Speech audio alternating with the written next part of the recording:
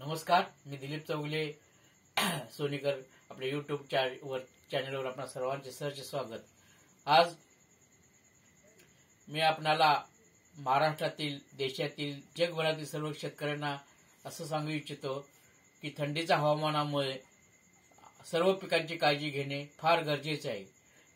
जास्त करून द्राक्षामध्ये येणारा बुरी आणि मिलीबग्स रोगाची काळजी घेणे फार गरजेचे आहे। आपल्या सांगली जिल्ह्यातल्या तासगावच्या आमदारांनी रोहित पाटलांनी जी द्राक्ष बागायतदारांची व्यथा अधिवेशनात मांडली त्याबद्दल मी त्यांचे मनपूर्वक अभिनंदन करतो। माझ्या सांगली जिल्ह्यातील विश्वजित कदम साहेबांनी ताकारी सिंचन योजनेची व्यथा मांडली, सुहास वाबरनी टेंबे योजनेचे प्रश्न मांडले, त्याच पद्धतीनं जत तालुक्यातील अडीअडचणी पडळकर साहेबांनी मांडले, त्याच पद्धतीनं सत्यजित देशमुख साहेबांनी 10 HP मोटरीला वीज माफी करावी हा प्रश्न मांडला। तो अत्यंत रास्त आहे, कारण आमच्या भागातील म्हैसा योजनेतील पाणी लांबून शेतकऱ्यांना उचलावं लागतं, त्यासाठी 10 HP पर्यंत मोफत वीज बिल मिळणे फार गरजेचे आहे।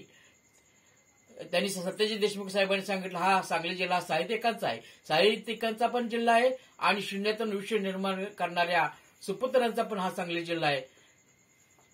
सांगली जिल्ह्यातील रामदासजी आठवले, RR आबा, पतंगरावजी कदम, दादा बापू, DD लाडसाहेब, क्रांतिवीर नाना नायकवडे, अण्णाभाऊ साठे या सर्वांनी शून्यातून विश्व निर्माण केलंय।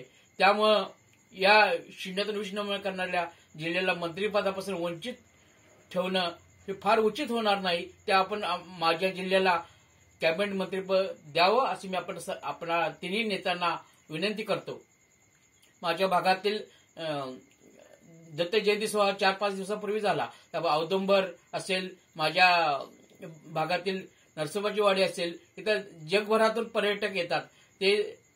त्यासाठी या दोन्ही तीर्थक्षेत्रांना पर्यटकाचा दर्जा देऊन त्यांची सुधारणा करणे, पर्यटन निधी देणे हे फार गरजेचे आहे। त्यामुळे पर्यटक वाढतील आणि द्राक्ष शेती भोवताली असल्यामुळे द्राक्ष पीक ते घेऊन जातील, आणि द्राक्षे रोखीने विक्री होईल। त्याचबरोबर आता महाराष्ट्रातील पूर्ण शेतकरी खूप अडचणीत आहे। माझ्या मराठवाड्यातील, विदर्भातील, पश्चिम महाराष्ट्रातील, दुष्काळ भागातील आणि सर्वच भागातील, संपूर्ण महाराष्ट्रातील शेतकरी खूप अडचणीतून मार्ग काढत आहे। खूप त्यांची परिस्थिती बिकट आहे। त्यामुळे माझ्या फडणवीस साहेबांनी, माझ्या महाबळेश्वरच्या शिंदे साहेबांनी आणि बारामतीच्या अजितदादांनी याचा खूप गांभीर्याने विचार करून संपूर्ण या अधिवेशनातच संपूर्ण शेतकऱ्यांचा 7-12 कोरा करण्यासाठी आपण प्रयत्न करावेत, शेतकऱ्यांच्या पाठीशी उभं राहावे। त्यामुळे संपूर्ण महाराष्ट्रातील शेतकरी आपल्याला येणाऱ्या स्थानिक स्वराज्याच्या, जिल्हा परिषदेच्या, कॉर्पोरेशनच्या निवडणुकामध्ये आपल्याला भरघोस मताने भरघोस आशीर्वाद तुमच्या पाठीशी उभा करतील। त्यासाठी कर्जमाफी करून 7-12 कोरा करावा अशी मी आपणास हात जोडून कळकळीची विनंती करतो आणि सांगली जिल्ह्याला कॅबिनेट मंत्रिपद द्यावे अशी विनंती करतो। थांबतो। जय हिंद, जय महाराष्ट्र।